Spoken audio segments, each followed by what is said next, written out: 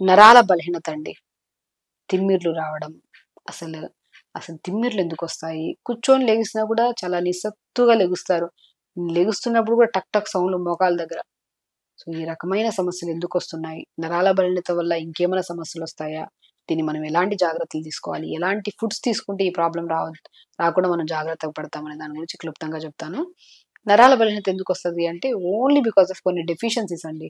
మన బాడీలో D vitamin గాని, ఐరన్ గాని, విటమిన్ బి12 గాని, కాల్షియం గాని ఎప్పుడైతే మన బాడీలో తగ్గిపోతదో అప్పుడు డెఫినిట్‌గా మనకొచ్చే పెద్ద సమస్య నరాల తిమ్మిర్లు, బలహీనత, బ్యాక్ పెయిన్స్, నెక్ పెయిన్స్, మడమల నొప్పులు కూడా మెయిన్ కారణం నరాల బలహీనత వల్లే వస్తాయి.